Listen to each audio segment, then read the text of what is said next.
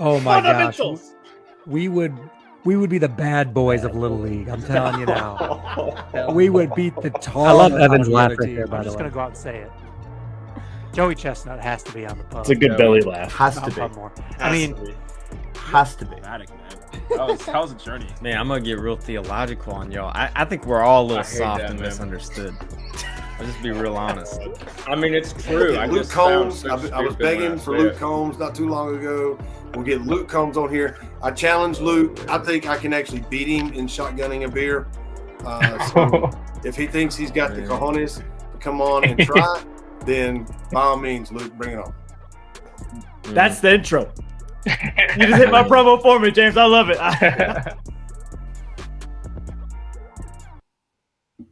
Episode 147. It's not the Three Amigos. Jay Gray, the queen, sip of death, baby. She's back for us, Masters Week. Couldn't be better than to have Miss Jay Gray on. Masters Week. Yeah, missed you. Dr. Tim Farner, Barry in the background. Love it. We're all here for it.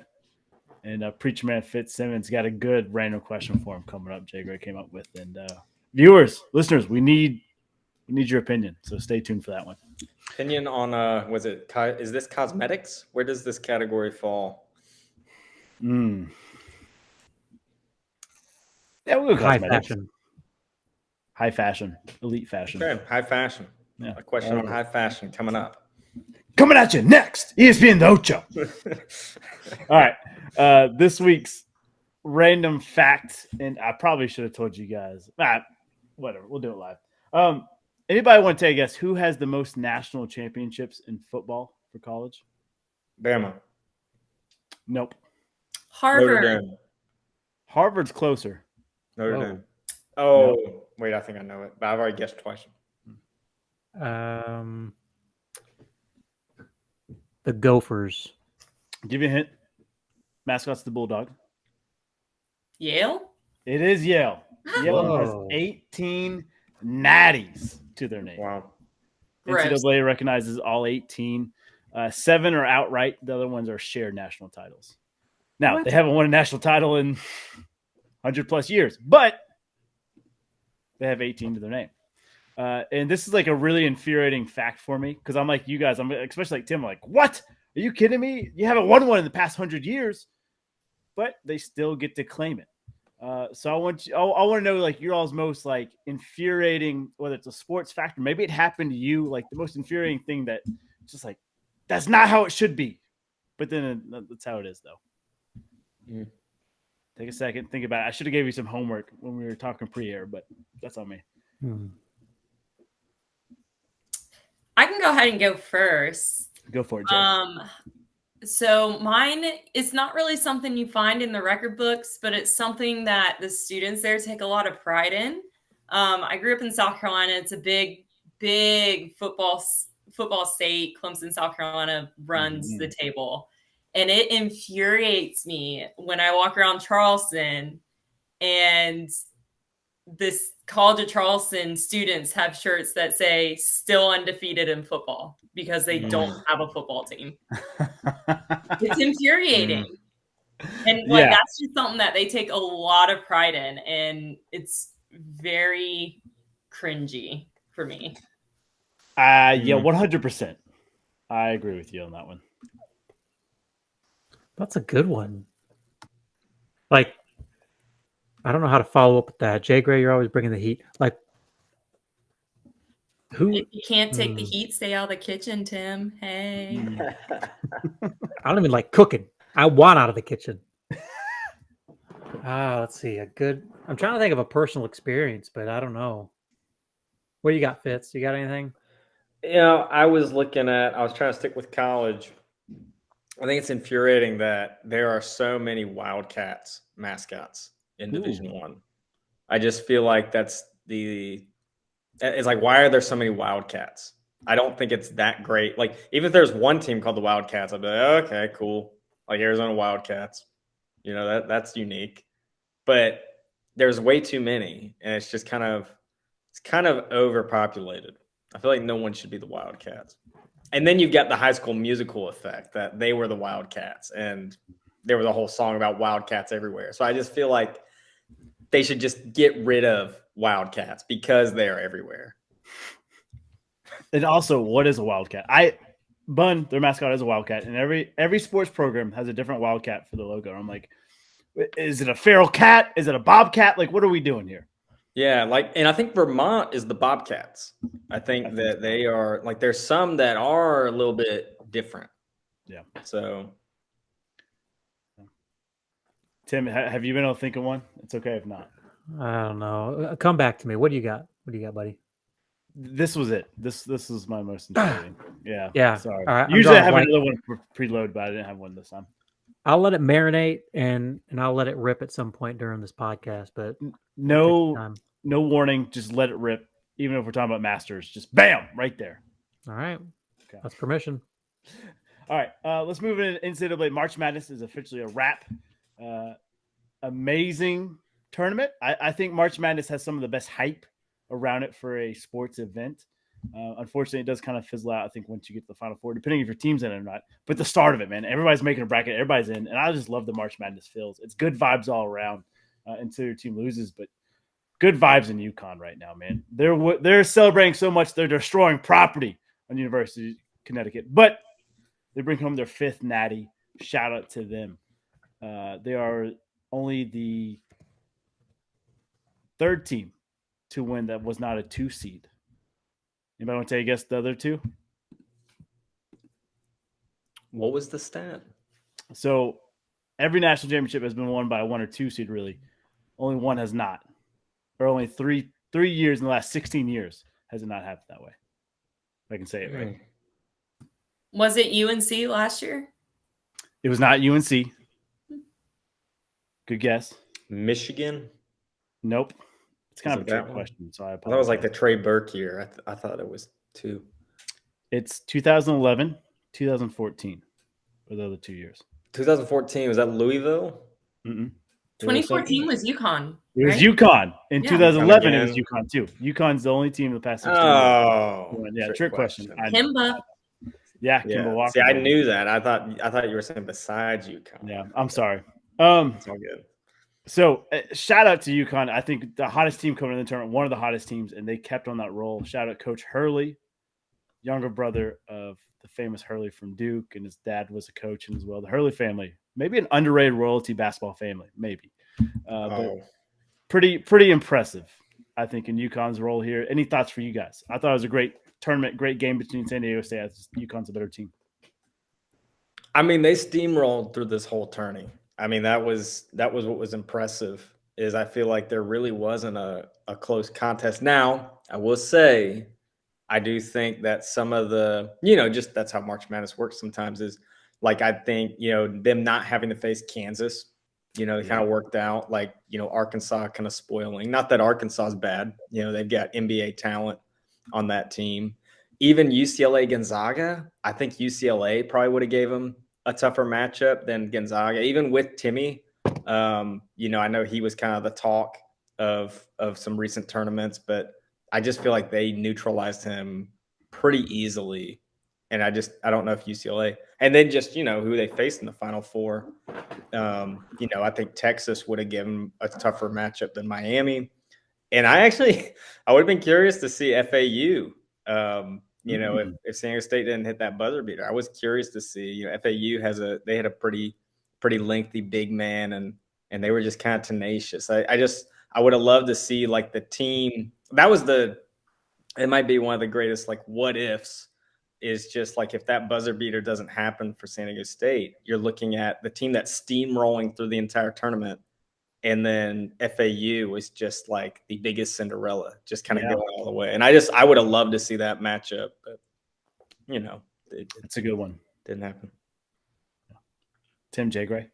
Yeah, I personally think this NCAA tournament was just really good for the state of NCAA basketball altogether. It's always nice to see some change. It encourages kids to go somewhere other than just the Blue Bloods, and that they're still going to have a chance. That any conference is just as good as the other. As long as you can make the tournament, you got a chance. So I think it was really good for the revival of NCAA basketball and the diversity that you see in NCAA basketball.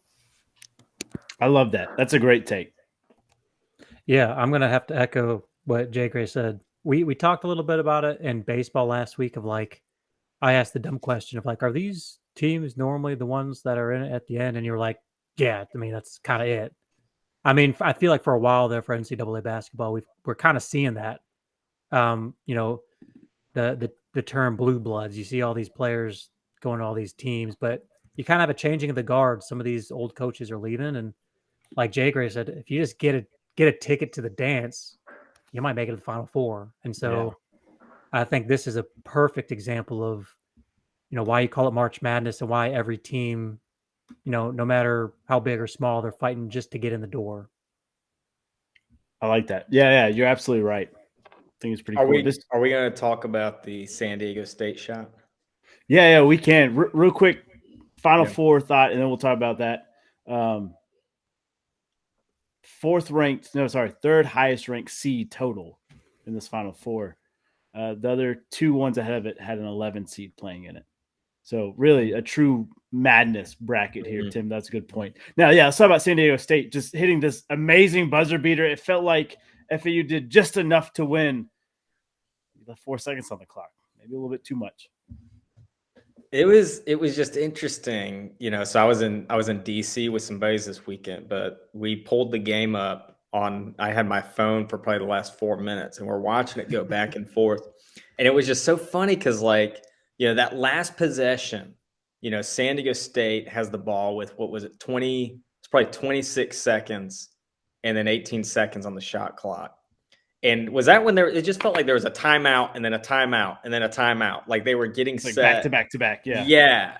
But San Diego State was very much like, no, we're going to let them play it out because then we'll have the ball. Like, you know, the thought is, all right, we're down 1. Do we foul and put them on the line and then just like get a possession with 18 seconds and just kind of get a shot, whether we go for the tie or the win? You know, assuming they miss one, we might be able to just hit a 3-pointer to win. But no, they wanted to play it out, and it like made sense. But like before the shot happened, it's just like, what the heck's going on? Like you're just wondering like what the game plan is. But it totally made sense when the shot gets up because the defense was they're just in man and there's no help. I mean, they were just kind of in scramble mode. And so I just would have loved, like, I feel like with the coaching, like the coach huddles on the sideline, rarely do they have like a camera and like audio of like what's being said. But I would love that for the game of basketball. If like we could somehow see that and somehow they honor, like they're not gonna like leak any of the information to the coaches, just because I'd be curious if they knew that guy's shot was in his bag. Like, all right, get him on the right baseline. He's gonna do that dribble move. And if he's got him in ISO, it's going. Because if you look at the bench, there's a guy that puts his hand up as soon as it's shot. And it's not like he's like, oh, that's good. Like they all knew it. That's exactly what they wanted. And I was just so curious because it was interesting that they used all their timeouts on the back end. And they wanted, you know, they were like, just get the stop. Trust that we're going to get the stop. And then we got them on their heels. It was almost like there was no panic. Just one of the greatest tournament moments that we've probably seen. It was just so cool. It was actually also funny. Should be noted, we were watching on my phone and we left the restaurant and it's like the last shot and we're watching, like I got like 4 guys behind me and we're all watching the game. And all of a sudden we just hear like over here at this bar, ah! And we're like, no, he doesn't hit this. No. And then sure enough, like there's a delay and the step back. It's just like, oh my gosh, it's just incredible. I love it. Any other thoughts here for Final Four March Madness on the men's side? Cool. Well, let's talk about real quick 2024 favorites. They've already put the Vegas odds out. Already. No way. Yeah. So UConn, the favorite to repeat at 12-1. Stupid. Kansas tied at second, 15-1. UCLA and Duke tied for third, 16-1. Kentucky, Arizona, Houston, Purdue round out your top 5 there, or top 6 kind of. But FAU, San Diego State, Final Four teams. FAU 70-1, San Diego State 100-1 to try to get back to the national championship and win it. You know, it's so stupid they do this. and I understand why, because damn, if you put in odds right now and you believe San Diego State's going to make another run for it, and you get it for 100-1, hell yeah! Like, go get $1,000 to win 100,000. You deserve it. Go for it. But you never know what's going to happen. Like, if we look at Connecticut or UConn, Amano Sango, he's got to stay for them to have a chance. And I don't know if he's going to stay or not. Mm-hmm. You know, same thing with, you know, Kansas and UCLA and Duke, like Roach, you need players to stay for it to happen. They still haven't declared for the draft. And so these odds, they're going to forever change, especially by the start of the season, injuries, transfer portal, all that stuff. But real quick glimpse at this, anything you're willing to put some stock in, and like, hey, I'll put $100. If it makes me money, great. If not, oh well. Would love to see the Tar Heels odds. Armando Bacote's coming back. They're sleeping on him. I don't know. I mean, I don't know if they'll run the championship, but I'm sure those are some crazy odds. And let's say they just lost Love the transfer portal. Is that right? Which is good. He was toxic. Wow. He was the one that young man dated, us. he Wow. dated his teammate's girlfriend, caused the whole team to go down. Whoa. I thought it was his girlfriend. Okay. Or was it his girl? Okay, my bad. I don't know. He was involved. That's all I know. Yeah. Can't be having that. Dang. You know, I'm wondering I'm not a betting man, okay? But there's got to be a science to this. Like, I'm trying to think of like, okay, the next week, they already have the stats or the odds for the next year. At what point, like, I'm thinking of like a bell curve. Okay. At what point are people making the most bets at what time? Like, who's making a bet right now versus like, you know, halfway through the off season, you start seeing people leaving the transfer portal. It's like, okay, well, I'm going to put my money in now versus then towards the tail end. You know, what does that spread look like? I think you're right, Tim. I think it's before the preseason rankings come out. And I think it's like, it's definitely not now. It's like after this kind of feels, because what you'll see is like, even if you like UConn right now, they will it also depends on who you want to take. Like UConn right now, they'll kind of go down. Their preseason ranking might be high, but then as the season goes on, they're going to go down again. They'll probably be like a 5 seed going into next year's tournament. And that's when you'd put money on them. But like, you know, UNC or, you know, somebody else might be, hey, you go now. FAU, that's absurd. Why would you put money on FAU right now? They'll enter the tournament next year as like plus 7,000 odds at least, like if not more. Unless they go on a streak and then they start winning, it's like, damn, should have got in when I should have. But yeah, I think you're right. Any other thoughts for our 2024 national champion favorites? It's crazy. Yeah. I think we're all in agreement. It's fucking crazy. Yeah, I got one thought. I just thought about my thing that pisses me off.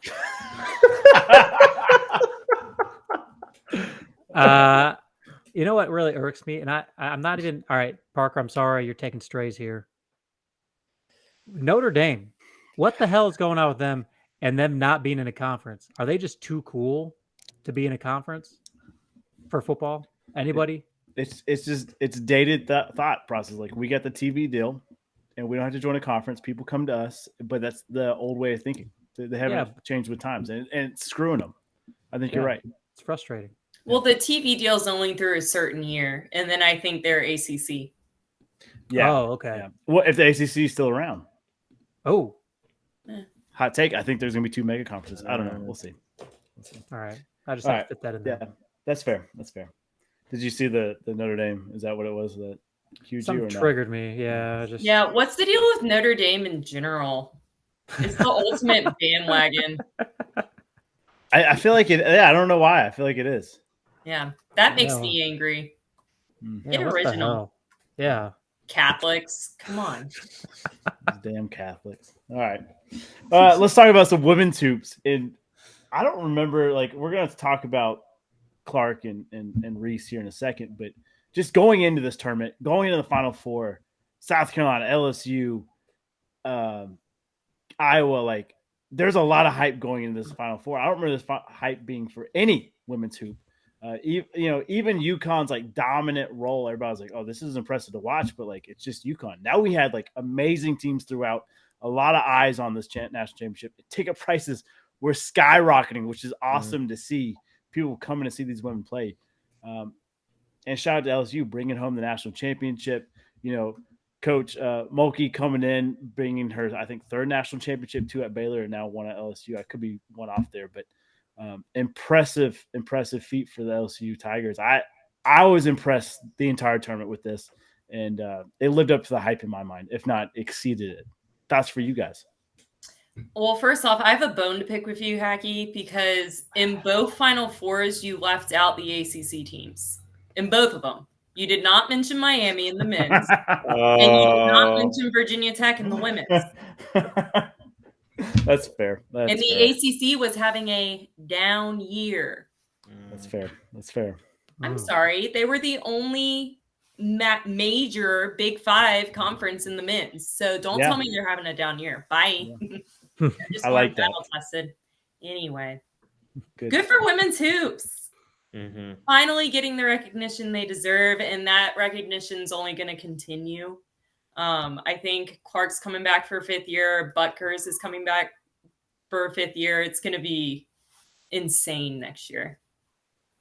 That's crazy. I didn't realize Clark is given a 5th year. I guess because of COVID and everything. Oh, I guess 4th year. Yeah.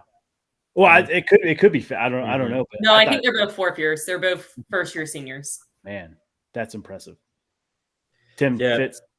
Well, I mean, man, that South Carolina Iowa game was all the hype, just because the beasts at USC. I thought their length and their size was going to disrupt and really bother Caitlin Clark. 42-game win streak. Man, yeah, I know.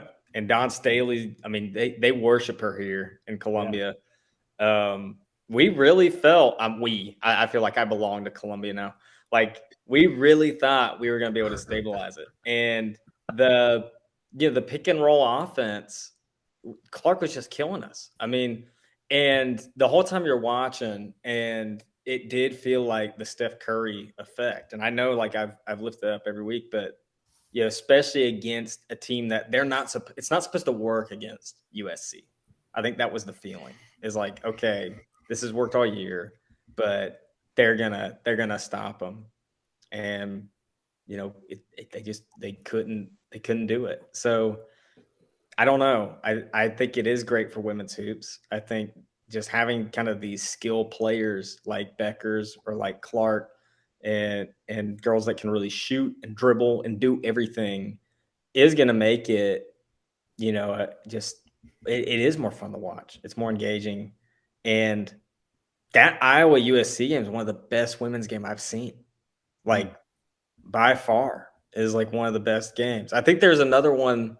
It was the Candace Parker Final Four game. I can't remember if it was against UNC or LSU, but Candace Parker hit like the buzzer with like 1 second. I watched that one in middle school. That was one of the battles. LSU had a great big that year too. But yeah, you love to see it when they just go back and forth like that. Yeah. And then we were kind of sleeping on LSU and the Natty. It's just kind of funny that we thought the winner of Iowa USC would go on, and LSU spoiled the party. I will give you your flowers. You said, hey, watch out. Could be a trap. I said it's a trap game. Yeah. I did say that. I didn't think it would be a blowout, but definitely a trap game. Also, side note, Evan, you don't really, like, as a South Carolinian, you don't want to be like, Columbia's, it's my belonging. That's not something to brag about as a South Carolinian. It's not. Oh, man. Especially because you're not at, like, University of South Carolina. You're at Theological Seminary. Like, but it's part of our culture. The amount of stray bullets being thrown out in this podcast. I had a feeling today was just going to be a day when Evan came on and just started talking. I was like, oh, it's one of those days. Here we go. Oh, no. While we're dogpiling on Evan, you know what? I'm just kidding. Segment now? No. This isn't so much a dogpile, but while you were talking, you reminded me of someone. Does anyone want to take a guess of how Evan or who Evan looks like with his hair down? Anybody? Shaggy. No, but I could see that. Well, Kanata? Oh, I wasn't thinking that. I was thinking Jim Halpert from The Office. Anybody? Oh, yeah. He has the facial hair, so that's a no for me. Yeah. If he Big shaved, tuna. maybe. If you Big shave, tuna. absolutely. Yeah. I think Okay. I just see the shaggy hair and I'm like, that's Jim right there. Yeah. I like it. That wasn't really dog pile, but it was just, No, I wasn't would dog take pile. that as more of a That's a compliment. compliment. yeah, there you go. Freaking Jim Uh, Halpert. Real quick, Under Armour. Anybody know what school it started at?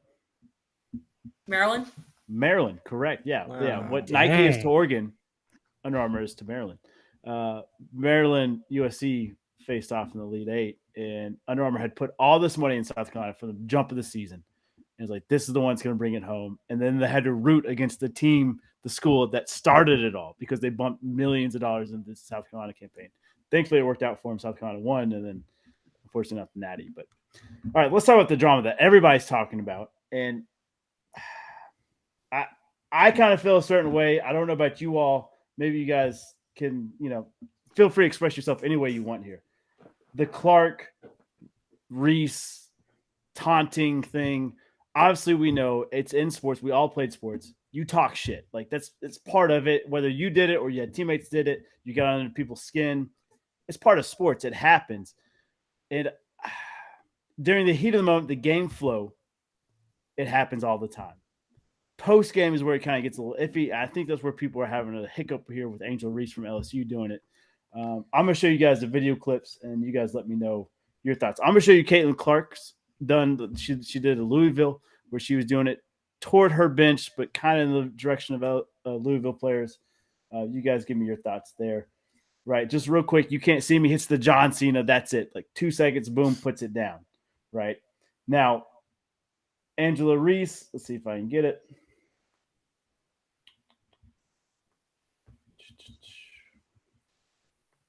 She finds Caitlin Clark, Oh, God. tracks her down, and is doing the "you can't see me" in her face, then points to the ring. And it's after the game. This is where, for me, this is where it gets dicey. Like, you guys know me. I love a great victim in sports. Or not victim. I love a good villain, if I can say it right. I love just a good villain in sports. I'm here for it. I love being the bad guy. If I can't play it, I want someone else to play the bad guy.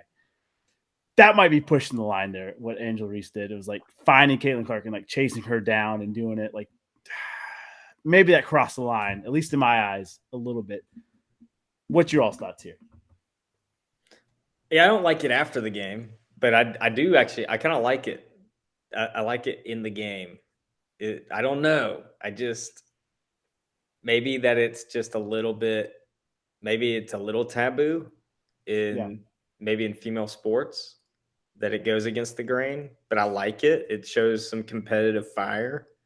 But maybe not at the end of the game would be my only critique of that. I think we saw that in the Louisville. I can't remember who they were playing. Texas? But Louisville, Texas. The handshake line. Yeah. Mm-hmm. But I mean, I like the competitive fire, but you gotta do it. Gotta do it in the flow of the game. That's how you get those moments, like Jordan doing the shrug, or you just gotta find those moments to do it, which takes confidence to do it when you're up in a game and you do it, because it can bite you in the butt. But if you can back it up, yeah. Agree. I still think she was in the flow of the game. I'm Okay, fine. and that's a good argument. Yeah. Yeah. I think Caitlin Clark's fine with it. I mean, I grew up playing female sports, but this stuff happens all the time.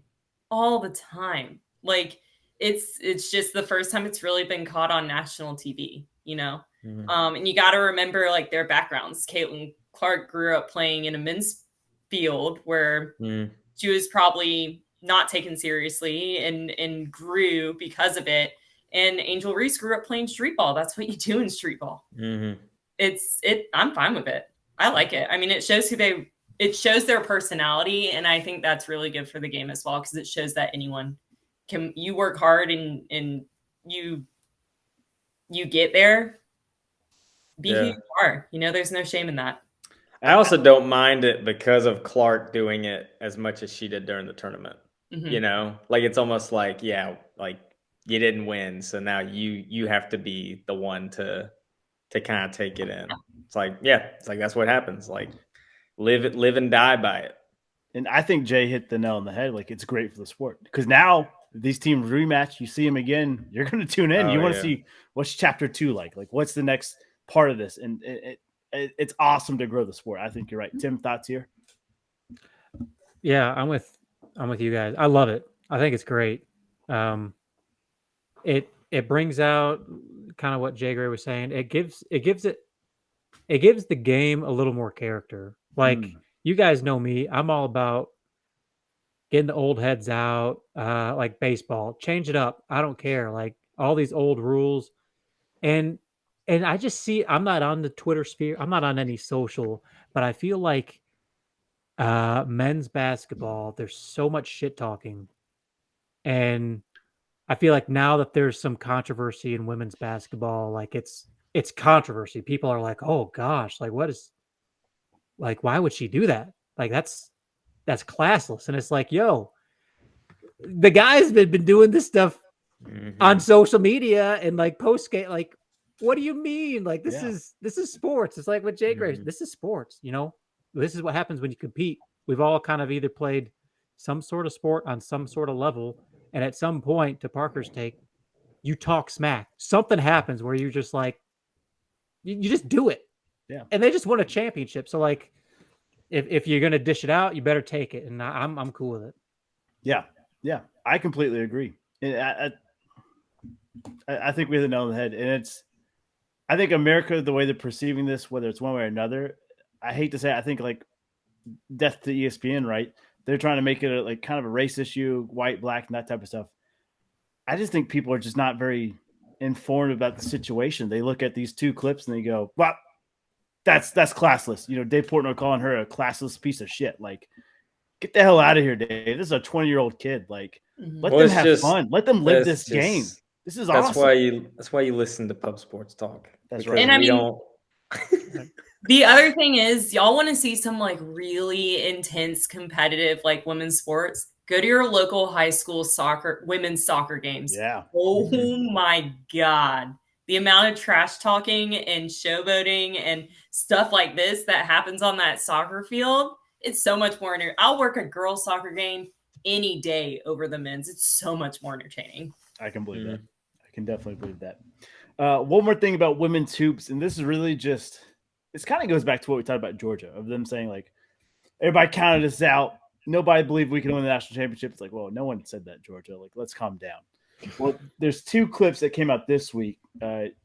Your girl from South Carolina, Coach Staley, right? And then Angela Reese both had comments that I couldn't find any like evidence that people said this, but I'm not on social media. I don't see their DMs. I don't see their mentions. And I think people will get lost in that fact. But Staley saying, you know, we're not thugs. We're not in a bar fight and stuff. And it seemed like in response to Iowa's coach saying, like, this is going to be a bar fight. We're going to have to out rebound. We're going to have to just outman this team. And like, we're going to have to get to work. And like, for me as a coach, if someone says, hey, this is going to be a bar fight against my team, like, that's a compliment to me. Now, obviously, I don't know her Twitter mentions. I don't know what people are saying outside of this. But that seemed to be where she had a problem with that comment. I don't know. And then Angela Reese saying, you know, people said I was too hood, too ghetto, this type of stuff. Once again, I'm not in her mentions. I don't know. But it seems like these 2 things have fueled these teams. And I think we see it a lot more like with social media coming in.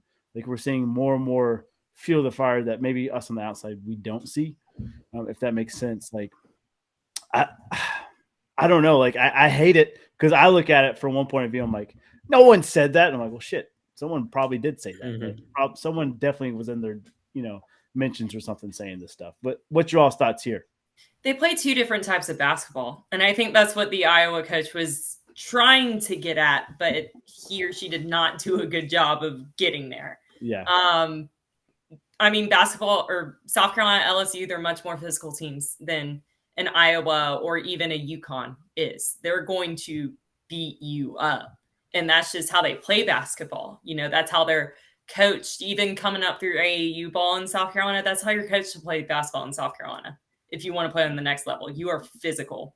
It's not as much of you're a sharpshooter. You have to be everywhere. You have to score the most points. You got to put up 40 a game. It's more of you're going to play defense until that other team quits and you're going to beat them up. Like it is just how it is, you know? I completely think it's just 2 different types of basketball that's being twisted and the words aren't coming out right. Yeah. Tim Fitz. That's perfectly well said. I think Yeah. anytime you have social media, it's just going to amplify. I mean, it's going to amplify everything, and you're not going to be able to see it all. Like we're all like sports media, like we're talking about it, and like you Mhm. said, Parker, we don't have all the answers. We're not getting these DMs or whatever. Like, so it's just Yeah. crazy. It's all crazy. Exactly. Cool. Well, we talked about Georgia football a little bit. Let's talk about Jalen Carter. This is a brave move by this guy. Could be the dumbass of the week. I don't know. He's not taking any visits from teams that are not drafting in the top 10. Remember, this is the same cat that was indicted with charges for the reckless driving that killed a staffer and player.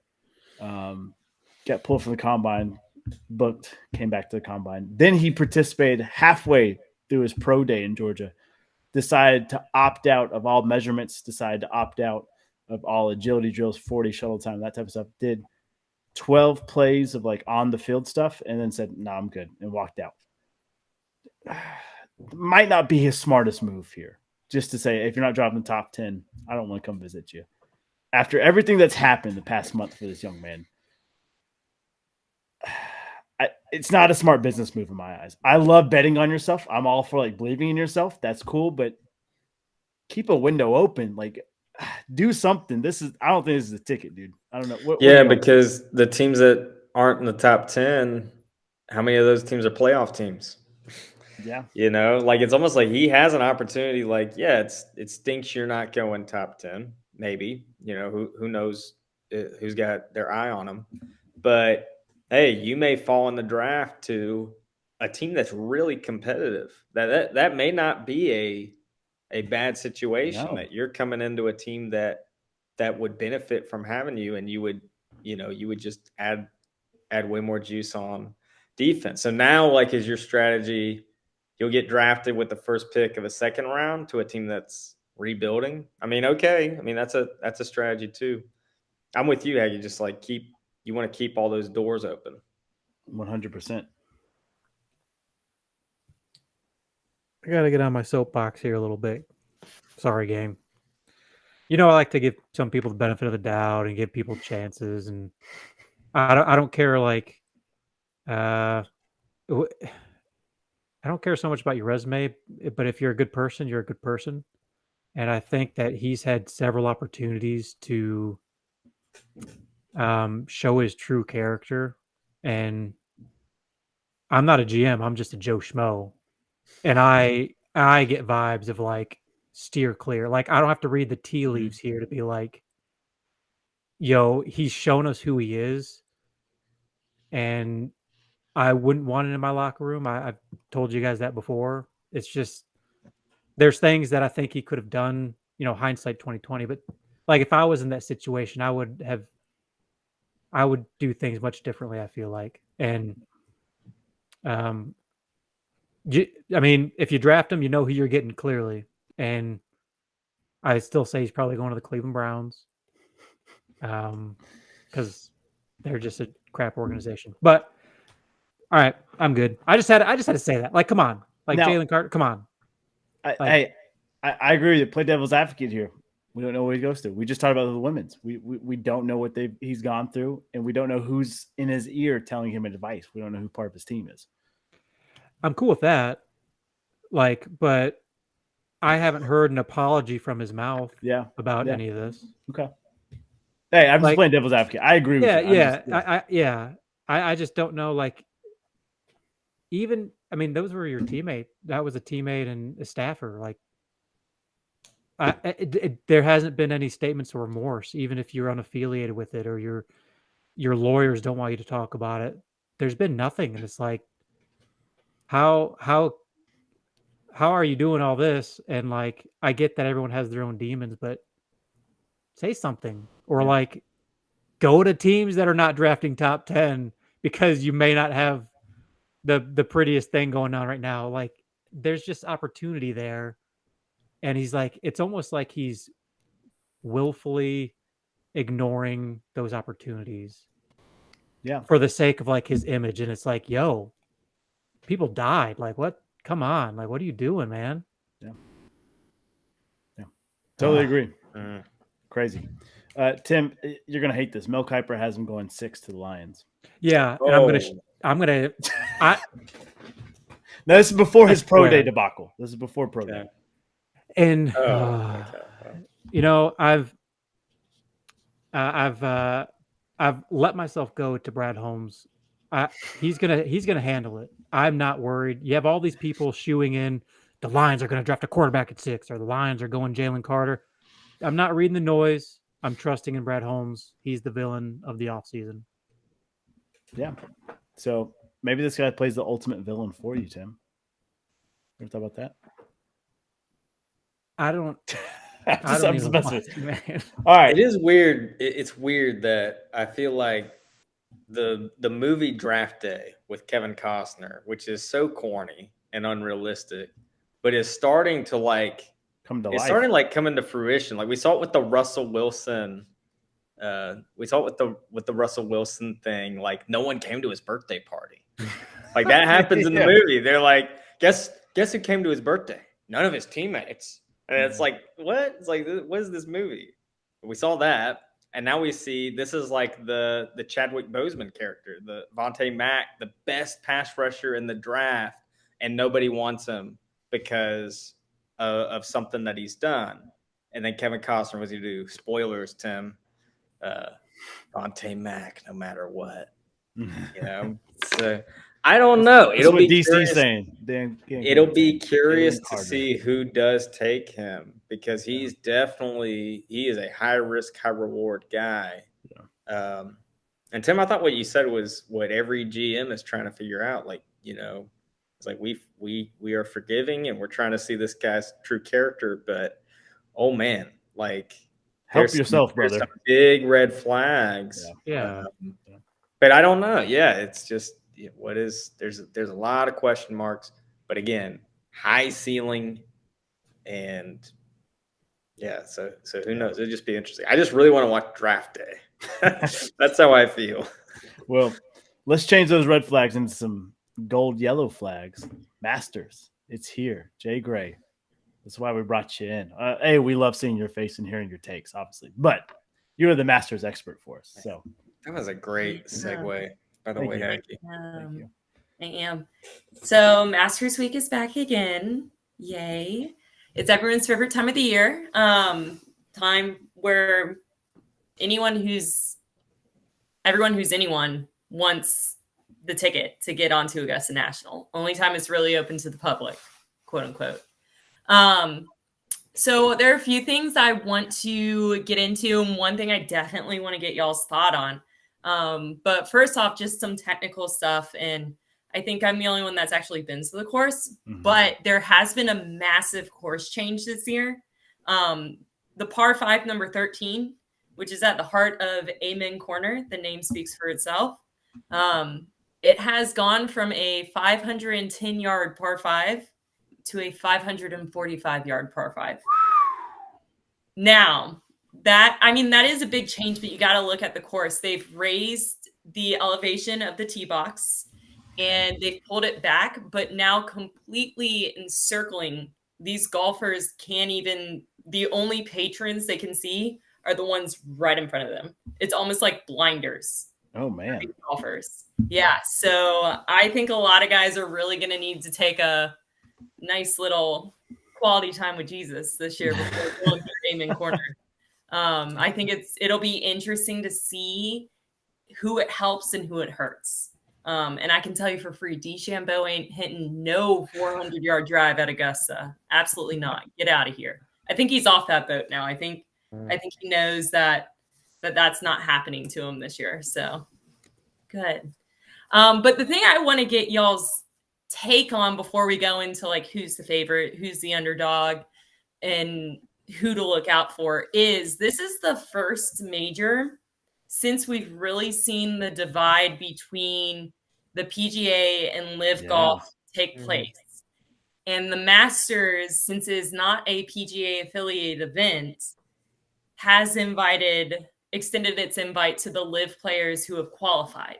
Okay, so the big names of that being former champions Dustin Johnson, Phil Mickelson, Sergio Garcia. British Open winner or the Open Championship winner Cam Smith, who's joined Liv. And I don't know how, but DeChambeau has qualified. Don't know. Don't ask me about it. And Brooks Koepka has qualified. So there are some big names coming over from Liv Golf to play Augusta. What do you guys think is at stake when you look at these two organizations coming to a head at arguably the greatest major championship? I think if Liv doesn't have at least one in the top 10, it's not a good look. It's a really bad look. And like, it's clear that the talent's with the PGA, but you get two in the top 10, people now you got something really interesting. And I'm all for competition. I know I don't like the background of it. I get that behind the closed doors, but I do love there's two factions coming together and like, we got a little head to head. We got some competition. We got to pay these guys a little bit more to keep them. I'm here for that part. Yeah, I think it's like what Parker said. You know, when all this started going on, I feel like we talked a lot about how it was almost just like uneven playing fields of like, you know, the money was going to trump whatever the play was. But this is like, hey, you know, nut up or shut up. Like, yeah, you're either gonna show up here and this is kind of the proving ground, or you can go back to whatever little league you want and make your money, but like the players are playing here. So this is the best shot, I think, to do the old reverse gator roll and switch it back up, you know. Yeah. So it's going to be awesome. But like Parker said, if there's a good percentage or a fraction of top 10 for LIV, I mean, it gives it a little more credence. So it should be interesting. Yeah. I personally think there's definitely more at stake for the PGA players. They probably feel more pressure than the Liv players do because they know regardless, okay, like I showed up, you know, I may not get a payday, but guess what? I'm still getting paid on the side. You know, and I still get to almost set my own schedule with when I play in tournaments to an extent. You know, I know when it's going to happen and it doesn't have to happen every week. So there's definitely a lot of pressure on those PGA professionals who are leading the PGA and very outspoken about how the PGA is still the top tier. And they're hopefully that they don't crumble under that pressure. I really don't want to see Liv come out on top. I'm very anti-Liv. Just because of the history behind it and where the money comes from. But it's going to be definitely something that everyone is talking about this week.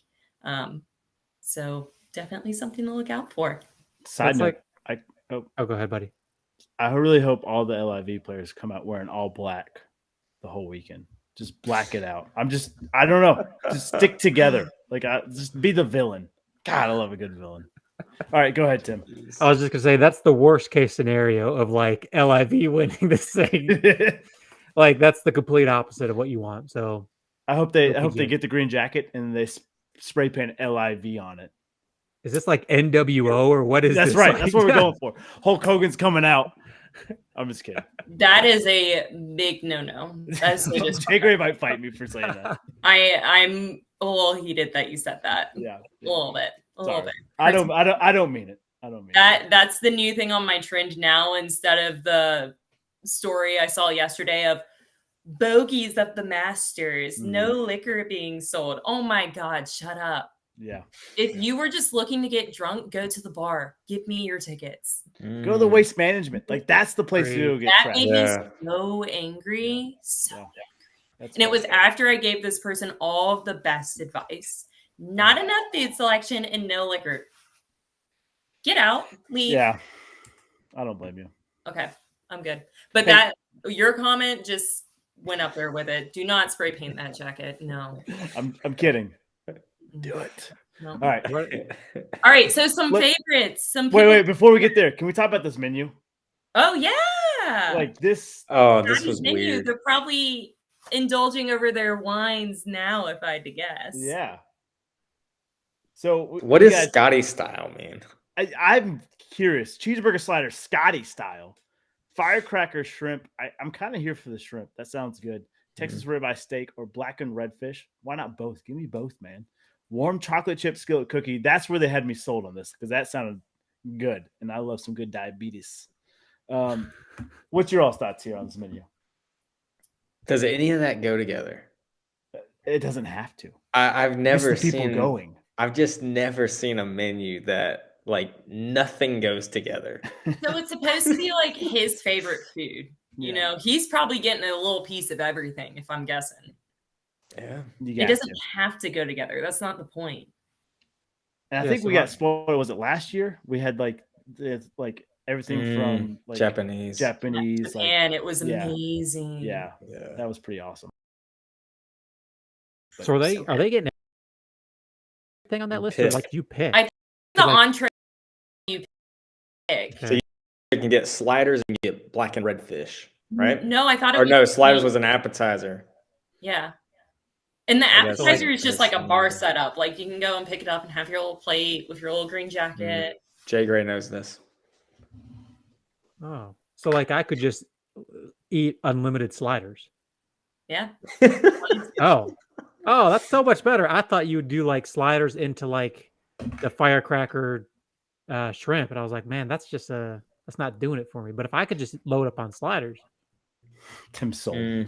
Tim, going. if only you could have been at the I think it was 98 or 99 Masters where Tiger literally served cheeseburgers and milkshakes. Oh man, that's sick. I bet those milkshakes were so good. Oh, they're probably amazing. I know. I'm a sucker for just like any fish, like blackened insert fish here. So like the Anchovy. black and red fish, I was like, I'm all over this. But again, I'm like, can I eat mac and cheese with fish? That seems weird. I was like, Why I don't know if that goes together. I'd do it. Yeah. I feel like mashed potatoes would go. I feel like anything else, like Well, when asparagus. you win the Masters, you can make the menu. I'm just trying to be honest. That's All what right, the Jay. people, that's what the people want from me, Jay Gray. I don't know You what to also tell have you. to keep in mind that this man is like a late 20, early 30s man. He wants mac and cheese with everything. Let's be Hell real. yeah!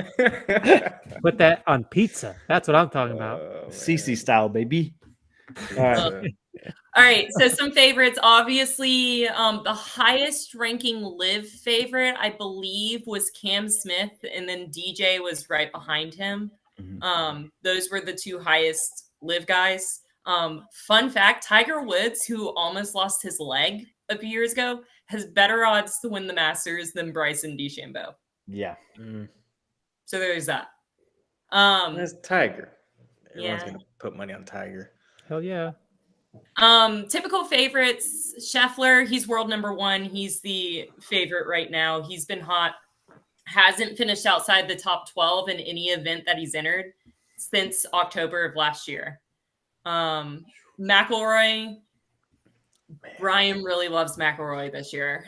He's going for the career Grand Slam, and he's been playing really well. He beat Scheffler 2 weeks ago in match play for the consolation prize, and he's been playing really well, and he's going to have that extra motivation. He played Monday's practice round with Tiger, and him and Tiger are boys, so they're probably... Did Rory win PGA championship, or was it... He's won all of them. Yeah. Won Did all he of win- them. No, I mean, like, what did he recently win? I thought he just won either PGA He won Quail or last year. British. What did he win? Quail Hollow. Quail Hollow. In I was thinking he won a major last year. No, the major winners last year were Scheffler, Thomas, Fitzpatrick, and Cam Smith. Okay. He won the PGA Tour Championship last year. Got it. Okay. Yeah. So if the unofficial Like the overall. major, He was the won. overall. Got it. Yeah. Which means that he's playing really well. In other words. Rom, you just can't count him out. World number 3. He gives his best at majors. And I think he's really strong on this. We need to keep the PGA up train. And I mean, he wants to win the Masters for Seve. You always want to win the Masters for Ballesteros. passed away tragically, and he's a Spaniard. He wants to win. Yeah. Ooh, that might a be good one. the pick there. There's a lot going on for Rom. Zalatoris has played Augusta very well the past 2 years, so he knows. I was Augusta looking for him loves on that list. I didn't see him on the. Didn't see He's him on at the plus favorite. 1600. So I don't know what's going on there. Maybe he's going through an injury. I haven't heard his name a lot recently, but he shows up at Augusta. Yeah. Long shots, I really like. I'm a big Morikawa girl, so I'm always going to say Colin. I think he's the cutest little guy ever. Oh gosh. Fairway Jesus, Tommy Fleetwood, big fan. That'd be fitting on Easter weekend. Yeah. Matt Fitzpatrick, who that's usually who football Matt takes. RIP. RIP. Cantlay, he's been flying under the radar recently, so I like Cantlay. He's either really good or really bad, and there's no in between. And then obviously Tony Finau, America's favorite second place person. We love him. We want to see him win. My first timer that I'm going to take in Masters Fantasy is Sahith Theegala. I love him. He's adorable. If you haven't seen the Netflix documentary Full Swing, it is really good. Same people that did Drive to Survive did Full Swing about golf, and it talks all about this live controversy, and it highlights some of those players that are in tournaments every week, but like just miss the cut or just make the cut. So I really like Theegala. I'm gonna take him as my long shot. Not my winner, but my long shot. I like it. Mm-hmm. Well, Jay Gray, give us some people to put some money on. If you got to pick, like, Scheffler. yeah, I go like ahead. Scheffler to repeat. I think he's zoned in. He repeated at the Waste Management. He hasn't placed outside the top 12 in any event since October. He's hot, and I think when all is said and done, he's reliable. So I would definitely put money on him for sure. I like it. It's cliche of me. I'm usually not that cliche, but If you got a good dark horse, someone who's playing that well. yeah. Well, I think you said Scheffler last year. I think you called that too. I mean, No, I granted. called DJ the year before. Okay, well, Scheffler was probably the favorite last year too. Yeah, I just remember not really knowing who he was, and then you were kind of talking about him. I was like, huh, and then he ended up winning. But I'm slow. He came in second last year. usually late to the party. Yeah. Jay, if you got a dark horse here, who are you taking? I feel like I don't know. I like any of my long shots. Yeah. Yeah. I really like Matt Fitzpatrick. I really do like him. I don't know what his odds are right now, but I like him, and obviously I really like Zalatoris. I think either of those as long shots are fair bets. Okay. Yeah, Zalatoris will get a green jacket. The One weather looks terrible, and Fitzpatrick plays golf in England. Oh, So I love it. Home field that's advantage. logic. I'm feeling. If I had to pick, I'm picking Justin Thomas. I don't know why. I just feel it. That's all I can give you. I just feel like it's time. It's time. I gotta is just time. feel it for you. My boy, Hideki Matsuyama, is taking it again. Huh. He's That'd gonna be interesting. spank that ass. No, I think he's my favorite. Of course, outside of Tiger, I got love for Tiger, but I'm going for Hideki. I like that. I think Tim was the one that took Hideki and then he won it. And Tim Really? Yeah, I think that was him. That's hilarious. I know nothing about golf, but if you're better, put some Yeah. money on Hideki. His putting was insane that tournament. Yeah. I'm gonna take John Rahm. But just the story behind it, I think it can make or break you. And so either we're gonna see the worst performance of his life or the absolute best, and it's gonna be phenomenal. So Rahm's got a lot going for him. yeah. So I like that. All right, we're gonna put a little money on all these guys and see if we can make some money for the pub. I did like the Fairway Jesus. I wrote that down. Tommy Fleetwood. It's Yeah. fitting. Like, how often does Masters Weekend occur on Easter? All the You know? time. Does that happen all the time? Yes, it's like I'm at just least once dumb. every 3 or 4 years. Yeah. Okay. I'm just out of it. I'm late to the party. I love it. All right. Pump parlay. Let's make some money here, and then we'll do our random question. Did we hit last week or nah? Yeah, we hit. We hit Did big we? time. Did we really? We trolling. Yeah. No, we did. But Well, Rich, it wasn't a lot of money though. I'll say that. Picked a lot of favorites, but that's okay. Anytime you're making money, it's a good day. So right. pub parlay. Let's pick a day here. Tim, you're doing XFL, so it really doesn't matter what day we do. wow. All right. Pressure's off.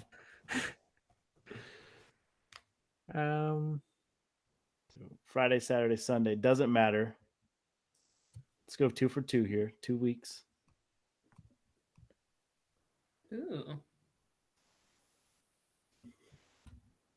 Ooh.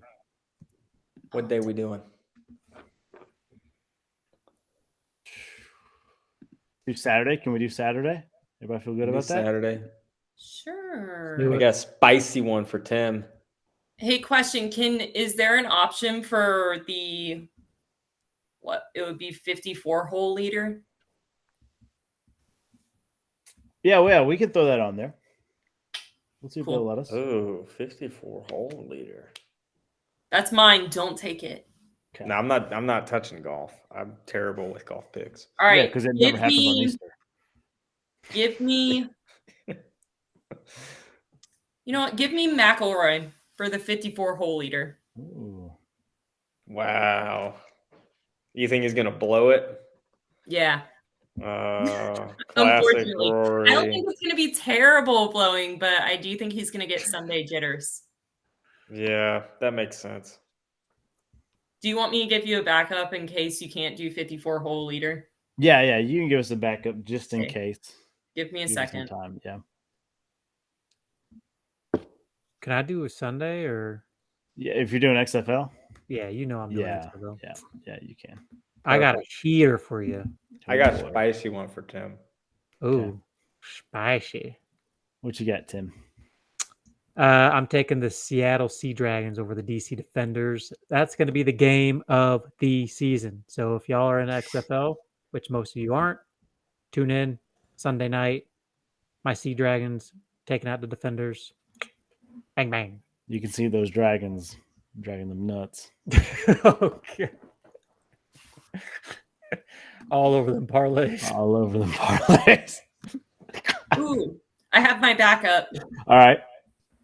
I am going to take the Tampa Bay Rays over Oakland, and I'm going to take Tampa on Saturday. I'm going to take them because App State alumni Jeffrey Springs will be starting the game for Tampa Bay. Oh, money. So you can take out my 54 hole lead, or you can put them both in. But we got to Yeah. support the alumni. Got to. Roll nears, baby. Let's go, Jeff. Got money in the bank. All right, Fitz. All You got right. one? I am taking my undefeated Twins at the moment over the Astros on Saturday. Man. They got Joe Ryan pitching against Luis Garcia. It's going to be a battle, but I believe in the Twins. Homie, I thought you said that was going to be spicy. I'm just going against your Stros, baby. Bro, you're a hater. It's a marathon here, Evan. It's true. All right. Waiting for the chat GD. What is it? Don't give our idea out. What are you doing? That GDP manager. It's going to be lit. I'm going to the Octagon. Oh. Bold. We got a title match. Give me Dustin Poirier to defend his title. I think he wins. People thought it was an upset last time he took out Adesanya. I didn't think. I thought Dustin is just too damn good. I thought I just like the way he's going right now. So give me Dustin to defend his title. I think he wins. Is that the guy that like crawled out of a swamp in Louisiana? That's right, baby. Yeah, I'm gonna take that That's guy right. over anyone. Yeah. Fucking You can beat up animal. gators. You got my vote. Animal, Crawl out of a baby. swamp? Yeah, he's from Louisiana. Doesn't Yeah. everyone crawl out of swamps in Louisiana? Come on. Come on. Come on. What am I They thinking? crawl out of Bourbon Street or swamps. There's no in between. Yeah. All right. Jay Gray, you had a random question for us. And I think I it's perfect. did. Okay, so pre-pub, Evan gets on and he's complaining about his hair and what he should do with it. And he's like, I'm gonna get a haircut. No, I'm not gonna get a haircut. I'm gonna get a haircut. My hair looks terrible. He was very diva about it for like a podcast that most people probably listen to. So we got to thinking that if Evan could get his haircut like any athlete ever, who should he get his haircut like to resemble? Or his hair done to resemble? It's a great question because it's gonna give me an incentive to keep my hair going. Okay. I've got two options for you. One is if you keep it going. One is if you cut it. You got the sweetest lettuce in the game, Barry Melrose. From when he was playing to he's a commentator. Sickest flow I've ever seen. Oh gosh. Barry just got it slicked back now, but back in the day, he let that thing just flow, man, when he was playing for the Okay. Leafs. I'd have to gel it. Yeah, you gotta grease that down, Gordon Golly. Bombay style. Yeah. But man, does it look Pretty good. dapper. That's the best. The second one, if you do cut it, the Boz. Brian's Bosworth, baby. Shave the sides, get that mohawk going, baby. Let that thing flow. Oh, that's terrible. that is not happening. Okay, so Barry Melrose, one vote for Melrose. Let's The go. Melrose might be better. It's still not. Still I not think- doing it. Evan, I think I got two options for you too. First option I like. Second option, you can toss it back. Okay. I'm going Rip Hamilton with the wavy braids. Oh yeah. I think it'd be a slick look for you. You could even wear the mask if you wanted to, just right over the face. Oh man. I always liked his hair growing up. I was like, man, Imagine showing up at church and that's what Evan looks Yeah. like. Yeah. I would love it. You look pretty slick. You what? And you can bounce this Man. one back. Yeah, well, hold on, pause. That's Tim's real idea for you. Now imagine Yeah. what this one is. Gonna throw back. I love You know- that. I mean, I love that hair. I don't Yeah. have that hair. It is, That's it the is problem. nice. It is nice. You could get it. I mean, they have like what extensions and stuff. Actually, you would need extensions for this one. So I Jeez, think you would man. look great with kind of a Ja Morant type of braid where you just like palm tree it at the top of your head and just kind of let it Yes. go. What is? Are you this? feeling that, or is it just me? I told you can bounce it I back. can't do this. Holy, they make extensions. You can do it. Oh my god. Oh gosh. I'd pay for it. I'll pay for it. Oh, about that? Fitz gonna show up that interview and like, sir, immediately get out. Please leave, sir. jeez. Here you- Question before I give you mine. Is your hair when it grows out, is it straight or wavy? See, this is where it's an experiment. See, I've never had it this long, but it's a little curly down at the bottom, so it's kind of got some wave to it. Okay, if you're willing to just live up that wave and blow dry, like Ride the a wave. nice like blowout going on, I'm saying you are with the beard, fairway Jesus, Tommy Fleetwood. Ooh, yeah. Yeah. Ooh, now we're talking. But Now we're if you're talking. willing to Okay. go like straight, I'm gonna give you a Tim Lincecum. Ooh. Oh no. Big time Timmy You Jim. would have can't to do dye that it one. dark. I It would can't be do that fun one. experiment for everyone.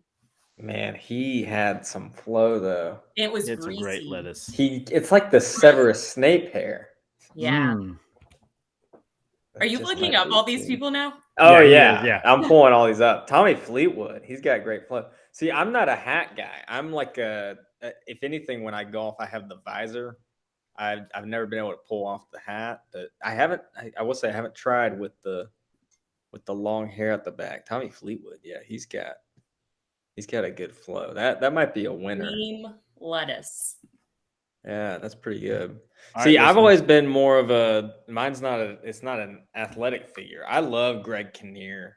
His hair. I just love he's got a good like coif in the front. I don't know if that's like the right word, but he's just got a nice little look. I'm thinking of Sabrina Greg Kinnear, 1995. Just kind of a medium size haircut. But if I had to go athlete flow, Steve Prefontaine might be an inspiration. You know, just the runner with he had the stash with it too. Yeah, he had the stash, the 6 stash. But he's got some great flow too. Ooh, if you discover that your hair starts to go, I do like a Hulk Hogan. You like the cul-de-sac. I'm a fan. Oh man. What about Colin Firth had some long flow too in his 90s, in the early 90s.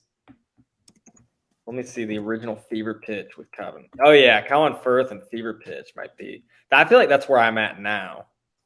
Like in 2 weeks, I'll be Colin Firth and Fever Pitch, which isn't a bad deal. Why don't you do the Wild Thing haircut? Charlie Sheen.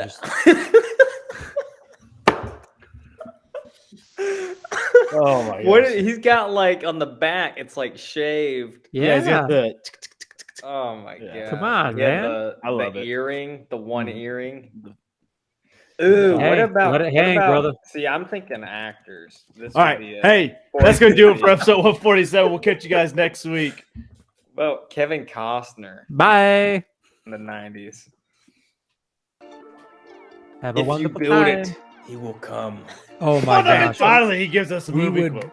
We would be the Finally. bad boys of Little League. Look how Kevin short his hair is Wow. in this picture. We would beat the I tongue know, yeah. out of the other team. I'm just Look gonna how baby. far you've come, Evan. Joey Chestnut has to be. Yeah. Look at your hair. Has to Not be. one more. I mean, Has to be. Dramatic, man. Yeah, if I did the Man, I'm gonna get real theological on if you. I did the think we're all a Costner, I'd little have to soft wear and the misunderstood. high Let's jeans. be real honest. Get Luke Combs. I was begging for Luke Combs not too long ago. We'll get Luke Combs on here. I challenge Luke. I think I can actually beat him in shotgunning a beer. So if he thinks he's got the cojones, come on and try. Then by all means, Luke, bring it on. That's the intro.